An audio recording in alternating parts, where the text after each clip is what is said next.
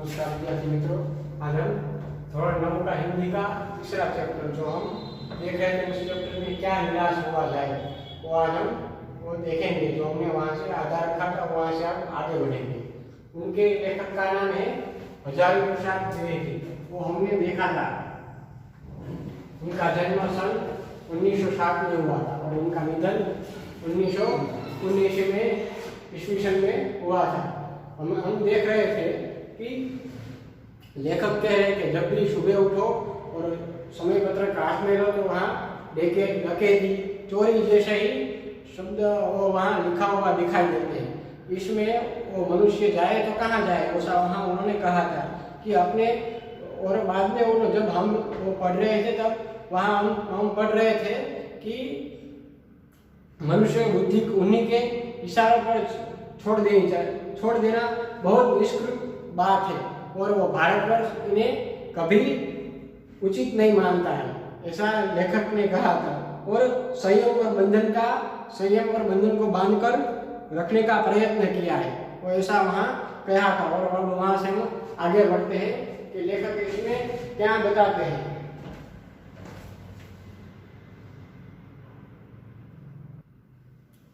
एक गद्य में कवि कह रहे हैं कि यह सही है कि कुछ दिनों माहौल अच्छा हो, लेकिन जो लोग अच्छे के मार्ग पर चलते हैं उन्हें लोग झूठा ठहराते हैं। ऐसा लेखक ने इस गद्य में कहा था कि इस जग में सुखी वही है जो कुछ नहीं करता, लेकिन कुछ भी कार्य करो तो कोई ना कोई गलती निकालता है। कितना अच्छा कार्य किया वो नहीं दिखता, अगर एक गलती हुई तो उनको उनके ऊपर सब वो उन्हें गलत ही समझते हैं। ऐसा लेखक ने इस गद्य में उनको सुनाया था।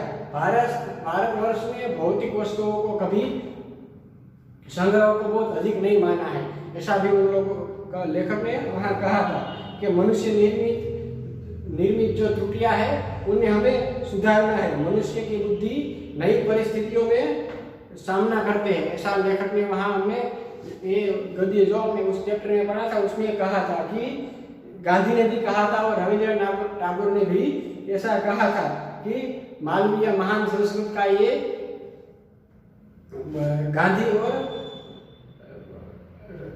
गांधी जी का ये देश है, जो ऐसा हिंदू और मुसलमान यूरोपियन और भारतीय आदर्शों को ये मिलन भूमि है, ऐसा वहाँ उस गद्य में कहा था। हमने पढ़ा था कि लेखक ने कहा कि भारतीय बुद्धि उन्हीं के इशारों पर छोड़ देना निष्कृत आचरण है, ऐसा भारत वर्ष उसको कभी उचित नहीं मानता है। वहां तक हमने पढ़ा था, आगे बढ़ते हैं। परंतु भूख की उपेक्षा नहीं की जा सकती। वहां उन्होंने कहा था कि भूख की उपेक्षा यानी कि अवहेलना, उपेक्षा यानी कि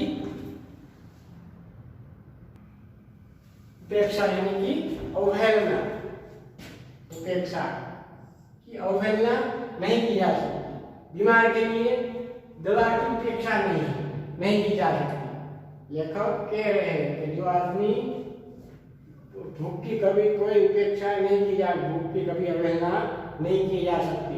जो व्यक्ति बीमार है उनकी दवा की उपेक्षा भी नहीं की जाती, अवहेलना की तो वो आदमी वो बीमार है तो वो मर जाएगा, इसलिए उनके दवा की भी अवहेलना नहीं की जा सकती। गुमराह को ठीक रास्ते पर ले जाने के उपायों की उपेक्षा नहीं की जा सकती। लेखक कह रहे हैं गुमराह यानी कि सही रास्ता न मिलने वाला, गुमराह यानी कि रास्ता भूला हुआ, जो आदमी रास्ता भूला हुआ है उनको ठीक रास्ते पर ले जाने के लिए उपायों की उपेक्षा नहीं की जा सकती। ऐसे उपायों की अभी ये जो लेखक कह रहे हैं भारतवर्ष में जो हो रहा है उनके बारे में ये कह रहे हैं कि जो आदमी रास्ता भूल गया है उनको रास्ते पर ले जाने के लिए भी उपेक्षा अवहेलना नहीं की जा सकती। हुआ यह है कि इस देश के कोटि दरिद्र जनों की हीन अवस्था को दूर करने के लिए ऐसे अनेक कायदे कानून बनाए गए हैं। लेखक कह रहे हैं कि जो ये हुआ है देश के लिए कोटि यानी कि करोड़ों दरिद्र को हीन अवस्था में यानी कि गरीब अवस्था में हीन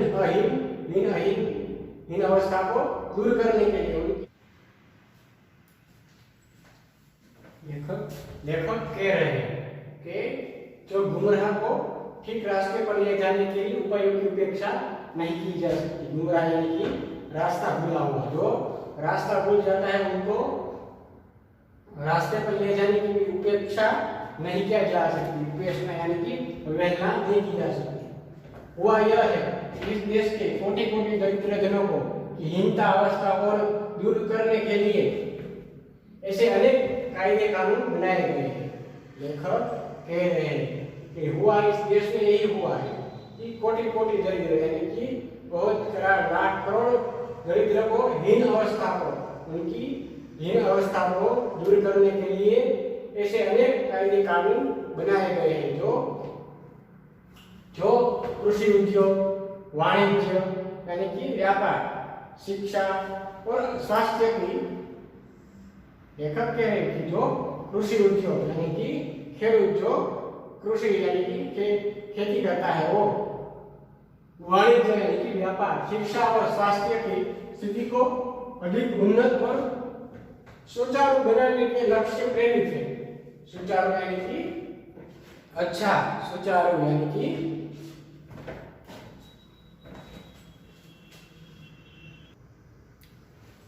अच्छी तरह, सुचारू यानी कि अच्छी तरह, सुचारू यानी कि अच्छी तरह बनाने के लक्ष्य प्रेरित है। यानी कि वो कह रहे हैं कि जो कृषि उद्योग है, वाणिज्य यानी कि व्यापार, शिक्षा और स्वास्थ्य की स्थिति को अधिक उन्नत और सुचारू बनाने के लिए यानी कि अधिक अच्छी तरह अधिक बनाने लक्ष्य से प्रेरित है। ये सब लोग कृषि उद्योग, वाणिज्य, शिक्षा और स्वास्थ्य की स्थिति को अधिक उन्नत और सुचारू यानी कि अच्छी तरह बनाने के लक्ष्य से प्रेरित है। परंतु जिन लोगों को इन कार्यों में लगना है उनका मन हर समय पवित्र नहीं होता। लेखक कह रहे हैं कि जिन लोगों को ये कार्य में यानी कि कृषि उद्योग में, वाणिज्य में, शिक्षा और स्वास्थ्य स्थिति में जिन लोगों को रखना है यानी कि जिन लोगों को लगना है यानी कि इस काम में लगना है, उन लोगों का मन हर तरह पवित्र नहीं होता, अपवित्र होता है। यानी कि घूसखोरी जैसा उनका मन होता है, जहाँ पे जाते हैं वहाँ घुटाले करते हैं, उनका मन ऐसा होता है, पवित्र नहीं होता है। लेखक ऐसा कह रहे हैं, प्राय यही लक्ष्य को भूल जाते हैं। लेखक कह रहे हैं कि जिन लोगों को ये काम करना है जैसे कृषि उद्योग, स्वास्थ्य, वाणिज्य, शिक्षा और स्वास्थ्य की स्थिति को जिनको उन्नत बनाना है और अच्छी तरह बनाना प्रेरित है, उन लोगों का मन इसमें ही लगता है और मन हर समय उनका पवित्र भी नहीं होता है, अपवित्र होता है और वो लक्ष्य को ही भूल जाते हैं कि मुझे ये करना है, सब उनका लक्ष्य भी भूल जाते हैं और अपनी ही सुख सुविधा की ओर ज्यादा ध्यान देने लगते हैं और अपनी सुविधा को, सुख और सुविधा, मुझे किसी तरह सुख मिले और मुझे इतनी सुविधा मिले, ऐसे नहीं वो ध्यान देते हैं। वो ये लक्ष्य जो कृषि उद्योग, वाणिज्य, शिक्षा और स्वास्थ्य का वो भूल जाते हैं और उनका पवित्र भी मन भी पवित्र नहीं होता है और वो सुख सुविधा की ज्यादा ध्यान देते हैं, अपने सुख में और अपने सुविधा में ज्यादा ध्यान देने लगते हैं। व्यक्ति चित्त सब समय आदर्शों द्वारा चलित नहीं होता। व्यक्ति का चित्त सब आदर्शों के साथ, सब आदर्शों को द्वारा चलित नहीं होता है। यानी कि सभी आदर्श को साथ लेकर नहीं चल सकता अपना व्यक्ति का चित्त, मन और कोई सब अपने आदर्शों के साथ नहीं चल सकता, ऐसा वो चलित नहीं है। अभी लेखक के साथ कह रहे हैं, जितने बड़े पैमाने पर इन क्षेत्रों में मनुष्य की उन्नति के विधान बनाए गए हैं, उतनी मात्रा में लोभ, मोह जैसे विकार भी विस्तृत होते गए। लेखक कह रहे हैं कि जितने भी बड़े पैमाने यानी कि मापदंड, पैमाने यानी कि मापदंड, जितने बड़े मापदंड पर इन क्षेत्रों में मनुष्य की उन्नति के विधान बनाए गए हैं, उतनी मात्रा में लोभ, मोह जैसे विकार भी विस्तृत होते हुए। यानी कि जिन लोगों को इन क्षेत्रों में, कैसे क्षेत्रों में, कृषि उद्योग, वाणिज्य, व्यापार, शिक्षा और स्वास्थ्य जैसे क्षेत्रों में जिन लोगों को जितने बड़े पैमाने पर यानी कि मापदंड पर क्षेत्रों में मनुष्य की उन्नति का विधान भी बनाए गए, लेकिन उतनी मात्रा में उनमें लोभ भी आता है, मोह भी आता है और विकार भी इसमें विस्तृत होते गए। इन लोगों का विकार, लोभ, मोह और विकार भी इनमें विस्तृत होते गए। लक्ष्य के बाद भूल गए, यानी कि सब जो अपना लक्ष्य है, यानी कि कृषि उद्योग में, शिक्षा में, वाणिज्य में, स्वास्थ्य में, वो सब भूल जाते हैं और अपने ही सुख सुविधा में ध्यान देते हैं। और जिन लोगों पर ये पैमाने यानी कि मापदंड, जितने बड़े मापदंड भी क्षेत्रों में मनुष्य की उन्नति का विधान बनाए गए हैं, उनकी मात्रा में उनको लोभ, मोह और विकार भी विस्तृत होते गए और लक्ष्य पे वो जो लक्ष्य पर पहुंचना है, लक्ष्य पर जाना है, वो तो सब भूल ही गए। आदर्शों को मजाक का विषय बनाया गया। लेखक कह रहे हैं अपने आदर्श को, जैसे हमारा कोई भी एक आदर्श होता है, वैसे ही हम इसके रास्ते पर चलते हैं। ऐसे आदर्श को, अपने भारत देश के आदर्शों को उन लोगों ने मजाक बनाया गया है और संयम को दकिया सुनी मान लिया है। दकिया सुनी यानी कि पुराने ख्याल वाले, दकिया सुनी यानी कि पुराने ख्याल वाले, दकिया सुनी यानी कि पुराने ख्याल वाले मान लिया गया। जो लोग अपने संयम को दकिया सुनी मान लिए, पुराने ख्याल वाले मान लिया है, परिणाम जो होना था वो हो रहा है। हम लेखक कह रहे हैं कि हम देख रहे हैं जो परिणाम होना है वो हम देख सकते हैं, जो होना था वो तो हो ही रहा है। यह कुछ थोड़े से लोगों के बढ़ते हुए लोभ का नतीजा है। लेखक कह रहे हैं ये जो परिणाम हमारे सामने है, जो हो रहा है, वो थोड़े से लोगों को, यानी कि सब नहीं है ऐसे, लेखक कह रहे हैं, लेकिन थोड़े लोगों के बढ़ते हुए उनके लोभ जो बढ़ रहा है लोगों में कि मुझे इतना लेना है, मुझे इतना करना है, इतना काम करना है तो इतना पैसा लेना है, इतना काम करना है तो ये मैं फीस लूंगा। ऐसे जो लोभ का ये जो हो रहा है, वो परिणाम जो हो रहा था वो हो रहा है और कुछ थोड़े लोगों के लिए, बढ़ते हुए लोगों का ये नतीजा है। जो लोभ के लिए लगे हुए हैं उनका ये नतीजा है। परंतु इससे भारतवर्ष के पुराने आदर्श और भी अधिक स्पष्ट रूप से महान और उपयोगी दिखाई देने लगे हैं। लेखक कह रहे हैं परंतु इससे भारतवर्ष के पुराने आदर्श, जो अपने पुराने, जो भारत देश के पुराने आदर्श और अधिक स्पष्ट से महान और उपयोगी दिखाई देने लगे हैं। लेखक ऐसा कह रहे हैं क्योंकि जहां पर जाओ वहां, लेखक ने कहा है कि सब अपने आदर्श को, अपने लक्ष्य को भूल जाते हैं और आदर्श का एक मजाक बनाकर रख दिया है और संयम को दकिया सुनी मान लिया, यानी कि पुराने ख्याल वाले मान लिए और परिणाम अपने सामने है, परिणाम जो होना था वो सामने है।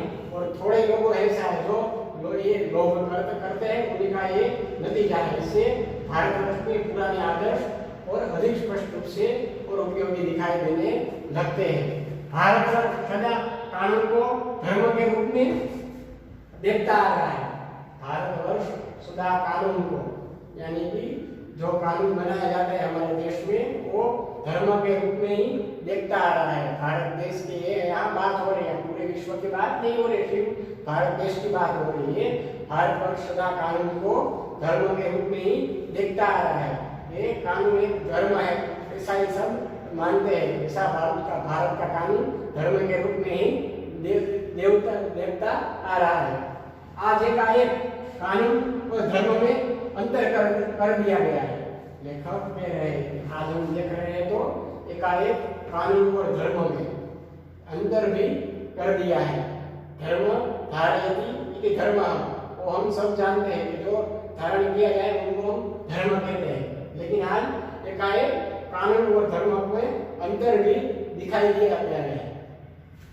धर्म को धोखा नहीं दिया जा सकता, कानून को दिया जा सकता है, ऐसा सब कह रहे। लेखक कह रहे हैं कि धर्म को धोखा नहीं दिया जा सकता, क्योंकि हमारा धर्म, हम जिनको धारण करते हैं वो हमारा धर्म है। और कानून को दिया जा सकता है। वो लेखक कह रहे हैं कानून को धोखा दिया जा सकता है, लेकिन धर्म, हमारा जो धर्म है, उन्हें हम धोखा नहीं दे सकते हैं। अब आगे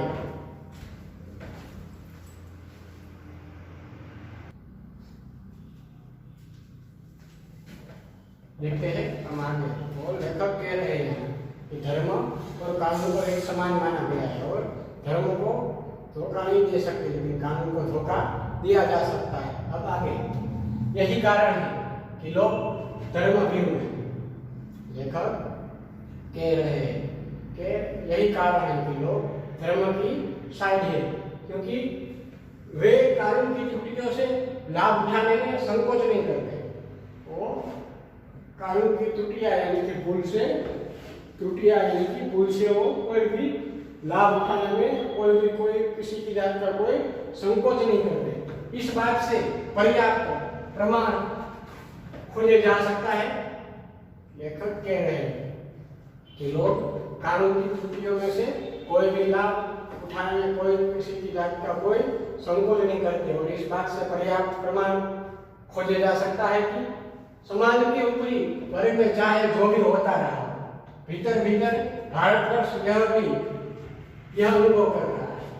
समाज में ऊपरी वर्ग में यानी कि जो बड़े लोग हैं, ऊपरी वर्ग वाले हैं, वो चाहे भी जो भी होता रहा हो, लेकिन भीतर भीतर अंदर के अंदर वो भारतवर्ष यह भी अनुभव कर रहा है कि धर्म कानून से बड़ी चीज है। वो ऐसा अनुभव कर रहा है भारतवर्ष कि धर्म कानून से बड़ा है, कानून से, धर्म से बड़ा कोई नहीं है, वो तो हम जानते हैं। लेकिन यहाँ भारतवर्ष की बात हो रही है तो कह रहे हैं कि भारतवर्ष यह भी अनुभव कर रहा है कि धर्म कानून से बड़ी चीज है। अब भी सेवा, ईमानदारी, सच्चाई और आध्यात्मिकता के मूल्य बने हुए हैं। लेखक कह रहे हैं यहाँ भी अभी भी वो ईमानदारी, सच्चाई और आध्यात्मिक के मूल्य बने हुए हैं।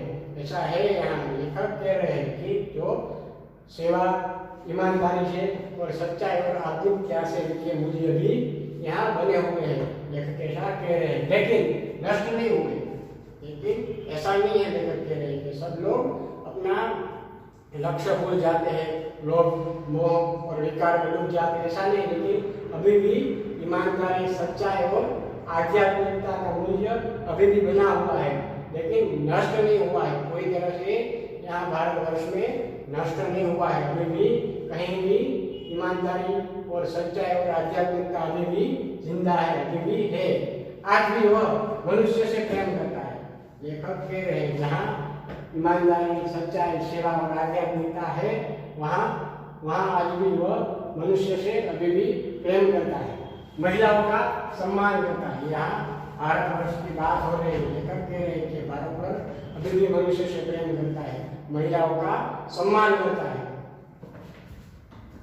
झूठ और चोरी को गलत समझता है, झूठ और चोरी को गलत समझता है। यहाँ भी आज भी वो यहाँ ईमानदारी, सच्चाई और आध्यात्मिकता अभी भी यहाँ है, मूल्य बने हुए हैं, पूरी तरह से अभी नष्ट नहीं हुआ है। और आज भी वह मनुष्य से प्रेम करता है, महिलाओं का सम्मान भी करता है और झूठ और चोरी को गलत भी समझता है, दूसरे को पीड़ा पहुंचाने को पाप समझता है। और यदि मैं अगर किसी को दुख दूंगा तो मुझे पाप लगेगा, ऐसा आज भी लेखक कह रहे हैं कि पहुंचाने में एक पाप समझता है। ऐसा भी है, ऐसा नहीं है कि सब नष्ट हो गया है, लेकिन आज भी ऐसा है कि जो दूसरे को पीड़ा समझने में पाप समझते हैं। हर आदमी अपने व्यक्तिगत जीवन में इस बात का अनुभव करता है। हर एक आदमी की यहाँ बात हो रही है। भारतवर्ष में हर एक आदमी अपने व्यक्तिगत जीवन में इस बात का अनुभव करता है कि किसी को पीड़ा पहुंचाने में बहुत बड़ा पाप लगता है। ऐसा हर एक आदमी ये अनुभव कर रहा है। समाचार पत्रों में जो भ्रष्टाचार के प्रति इतना आक्रोश है, वही साबित करता है कि हम ऐसी चीजों को गलत समझते हैं। लेखक कह रहे हैं कि जो हम समाचार पढ़ते हैं, पत्र पढ़ते हैं, यहाँ कहीं भी अगर भ्रष्टाचार हो रहा है तो हम आक्रोश में, आवेश में आ जाते हैं। और यही बात का साबित करता है कि हम ऐसी चीजों को गलत समझते हैं। आज भी हम देखते हैं कहीं भी समाचार में पत्रों में कि यहाँ ऐसा भ्रष्टाचार हुआ, तो हमें अभी भी गुस्सा आ जाता है, आक्रोश में हम आ जाते हैं, आवेश में आ जाते हैं। तो ये साबित करते हैं कि ऐसी चीजों को हम गलत समझते हैं पूरी तरह से। अभी भारत देश में ऐसा है कुछ कि जो गलत को गलत समझते हैं और सच को सच समझते हैं। ऐसा नहीं है सब खत्म हो गया है, लेकिन अभी भी है जो भ्रष्टाचार के प्रति आक्रोश है। और ये साबित करता है, लेखक कह रहे हैं कि हम ऐसी चीजों को गलत समझते हैं और समाज से उन तत्वों की प्रतिष्ठा कम करना चाहते हैं। लेखक कह रहे हैं कि जो समाज के ऐसे तत्व है जो ऐसा काम करते हैं, जो ऐसा लोभ मोह विकार करते हैं और जो आक्रोश भ्रष्टाचार करते हैं, ऐसे लोगों को समाज से उन तत्वों के यानी कि जो ये काम करता है उनकी प्रतिष्ठा करना चाहते हैं। प्रतिष्ठा यानी कि सम्मान, इज्जत, सम्मान, इज्जत वो प्रतिष्ठा यानी कि सम्मान, इज्जत, सम्मान और इज्जत हम कम करना चाहते हैं। और जो गलत चाहते हैं, जो गलत तरीके से धन या मान संग्रह करते हैं, जो गलत तरीके से दूसरी जगह से जो गलत तरीके से धन या मान संग्रह करते हैं, अपना मान बढ़ाने के लिए, अपना धन संग्रह करने के लिए दूसरी जगह जो काम नहीं करना चाहिए वो करते हैं। समाज में जो भ्रष्टाचार करते हैं, भ्रष्टाचार से धन संग्रह करते हैं या अपना भ्रष्टाचार करके अपना मान भी बढ़ाते हैं, ऐसे लोगों को हम प्रतिष्ठा कम करना चाहते हैं जो गलत तरीके से धन या मान का संग्रह करते हैं। दोषों का पर्दाफाश करना बुरी बात नहीं है। लेखक कह रहे थे किसी में अगर बुरी चीज है, बुरा आदमी है, तो उनका पर्दाफाश करने में कोई बुराई नहीं है, कोई बुरी बात नहीं है। बुराई यह मालूम होती है कि किसी के आचरण के गलत पक्ष को उद्घाटित करते समय उसमें रस लिया जाता है। बुराई यह मालूम होती है कि अगर किसी के आचरण और गलत पक्ष को, अगर हमने किसी को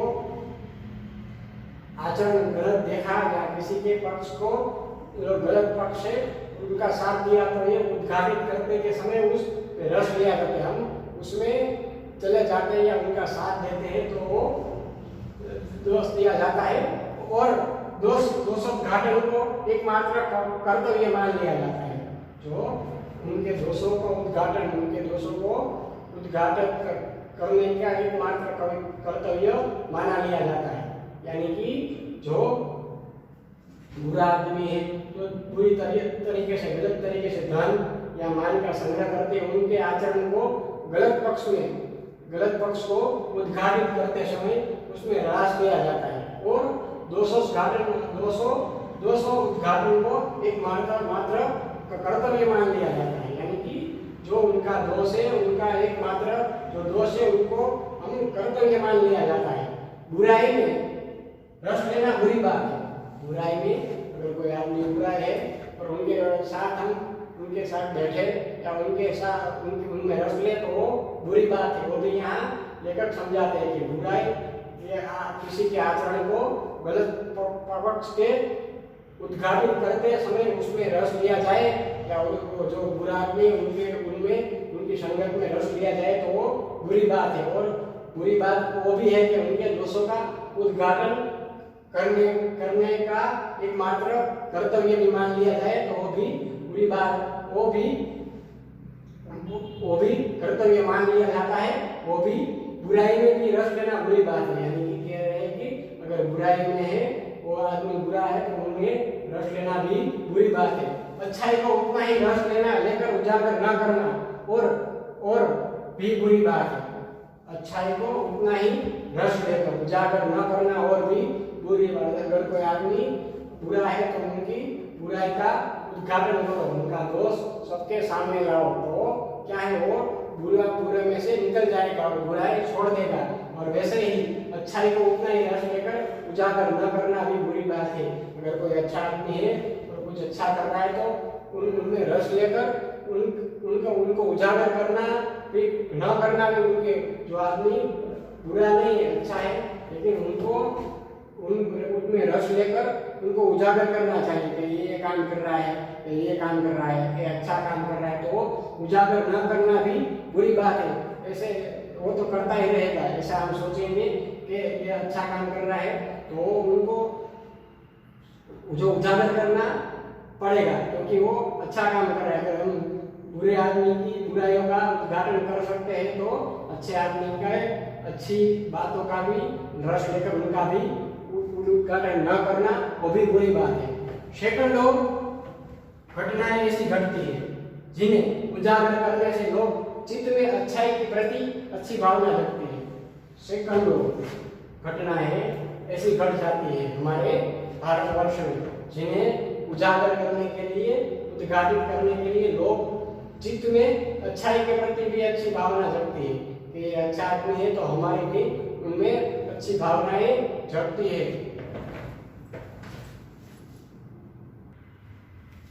कहते हैं जिन्हें उजागर करने से लोग चित्त के अच्छाई के प्रति अच्छी भावना जगती है कि जो अच्छा काम कर रहा है। सेकंड, लोग घटनाएं ऐसी घटती है, लेखक कह रहे हैं भारतवर्ष में, जिन्हें उजागर करने से लोग चित्त में अच्छाई के प्रति भावना जगती है। अपने चित्त में, अपने मन में उनके लिए अच्छाई के प्रति भावना जगती है कि ये अच्छा काम किया, अच्छा है, ये इसने ये किया, ये अच्छा है, ये हमारी भावना जगती है क्योंकि वो अच्छा काम कर रहा है। और जो बुरा कर रहा है उनको हमें सबके सामने लाना चाहिए और उनकी प्रतिष्ठा भी कम करनी चाहिए। हम कहने का तात्पर्य कलक्षेप का यही है कि आज हमारे भारतवर्ष में जो हो रहा है वो धर्म कानून से भी बड़ी चीज है, और यह अभी ईमानदार और सच्चाई की आध्यात्मिकता इस भारत देश में बनी हुई है। आज भी मनुष्य से प्रेम करता है और महिलाओं का सम्मान भी करता है, झूठ और चोरी को गलत समझता है और दूसरे को पीड़ा पहुंचाने में भी पाप समझता है। ऐसा नहीं है कि इस देश में ये सब खत्म हो गया है, लेकिन है अभी भी वहाँ है जो दूसरे को पीड़ा पहुंचाने में अपने को पाप समझता है और इस बात का अनुभव भी करता है कि ये मैंने किसी को क्या कर दिया, मैंने ये किसी का क्या कर दिया, मैंने इनका ये बुरा किया तो ये मुझे पाप लगेगा, ये सब पाप समझता है। वो आज भी अभी भी भारत देश में ऐसा नहीं है कि सब कोई खत्म हो गए, लोभ मोह विकार सब में आ गए, ऐसा नहीं है, लेकिन अभी भी कहीं कहीं ये है। और समाचार पत्रों में हम जो भ्रष्टाचार और इतना आक्रोश भ्रष्टाचार के खिलाफ जो हम आक्रोश दिखाते हैं वो ये साबित करता है कि ऐसी चीजों को हम गलत समझते हैं और समाज में इन तत्वों जो भ्रष्टाचार करते हैं उनको हम कम करना चाहते हैं, उनकी प्रतिष्ठा को, यानी कि उनकी प्रतिष्ठा को, उनकी सच्चाई को, यानी कि उनका सम्मान को हम कम करना चाहते हैं और गलत तरीके से जो धन का और मान का संग्रह करते हैं उन्हें भी हम कम करना चाहते हैं और दोषों का भी पर्दाफाश करना बुरी बात नहीं है। लेखक कहते हैं किसी में बुरा दोष है तो भ्रष्टाचार करता है तो उनका पर्दाफाश अवश्य करना चाहिए, इसमें किसी की कोई भी बुरी बात नहीं है। बुराई यह मालूम होती है कि किसी के आचरण को या गलत पक्ष को उद्घाटित करते समय उसमें रस लिया जाता है, वही बुरी बात है कि अगर कोई बुरा आदमी है, हमें मालूम है कि वो बुरा है, फिर भी हम उनमें रस लेते हैं, उनके पास जाते हैं, उनके साथ दोस्ती करते हैं, उनके साथ बैठते हैं, तो वो भी बुरा है। लेकिन दोषों का उद्घाटन एकमात्र कर्तव्य मान लिया जाता है, उनका दोषों का उद्घाटन एकमात्र ही कर्तव्य मान लिया जाता है। बुराई में रस लेना बुरी बात है। बुराई के अंदर बुरा आदमी है और वो बुरा काम कर रहा है तो उसमें रस लेना भी बुरी बात है और अच्छाई को उतना ही रस लेकर उजागर ना करना वो बुरी बात है। अगर अच्छा आदमी है तो उनमें रस लेना वो बात अच्छी है, लेकिन उनको उजागर न करना वो बुरी बात है। लेखक कह रहे हैं कि सेकंड घटना ऐसी होती है जो जिन्हें उजागर करने से लोग चित्त में सच्चाई के प्रति भावना जगती है। ऐसी बहुत सारी सैकड़ों घटनाएं घटती है हमारे देश में, जिन्हें उजागर करने से, जो अच्छा काम करता है उन्हें उजागर करने से अपने चित्त में, अपने मन में अच्छाई की भावना अच्छी तरह से जगती है। अच्छा कि ये अच्छा आदमी है, ये अच्छी, उसने अच्छा ही काम किया, उसके प्रति हमारी अच्छी भावना जगती है, वो भी अच्छी बात है।